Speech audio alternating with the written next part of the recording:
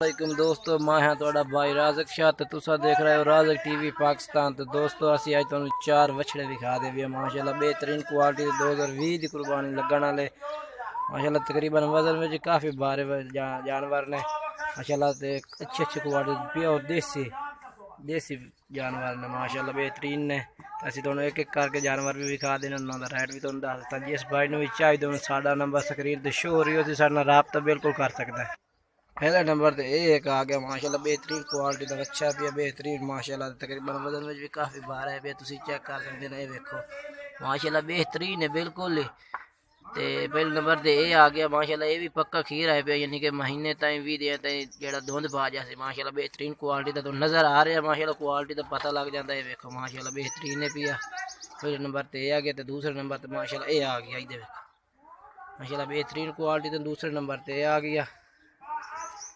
माशाल्लाह दूसरे नंबर ते जानवर आ गए माशाल्लाह बेहतरीन है पिया, क्वालिटी वाला जानवर है पिया माशाल्लाह। तुम चेक कर सकते हैं। ये देखो तो बाकी मैं दो नंबर ते तीसरे नंबर ते आ गया माशाल्लाह, जो मक्खी चीना है माशाल्लाह बेहतरीन नस्ल है पे, तुम चेक कर सकते हैं। देखो बेहतरीन क्वालिटी का जानवर ने। जिस भाई ने भी चाहिए साढ़ा नंबर तो रात लाल गोरा जानवर माशाल्लाह। देखो तुम कमल कुमल भी इन्हों चेक कर सकते, चारा जानवर कमल भी चेक कर सकते माशाल्लाह बेहतरीन क्वालिटी के। इन्हों का जो मुल है भी 85-85 हज़ार रुपये फाइनल मुल इन्हों का माशाल्लाह। तकरीबन वजन भी 4-4.5 मन इन्हों की लाश है पे माशाल्लाह। 4-4.5 मन वजन भी है माशाल्लाह। बेहतरीन जानवर क्वालिटी लिख लुक वाले जानवर भाई तुम चेक कर सकते हैं। बेहतरीन ने माशाल्लाह। ये देखो तो 85,000 फी इन्हों का पुट्ठा पे। जिस भाई ने चाहिए सारे नंबर पर रब्ता कर सकते। देखो माशाल्लाह बेहतरीन क्वालिटी के नहीं। देखो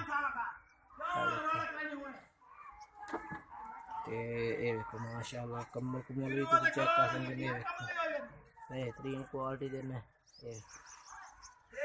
माशाल्लाह बेहतरीन बिल्कुल जिस तरह यानी कि बछड़े होंगे ने।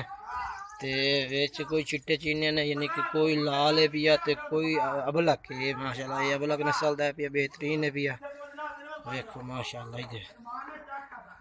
इधर माशाल्लाह बेहतरीन क्वालिटी के जानवर ने सारे, एक तो एक बेहतरीन क्वालिटी का भी है।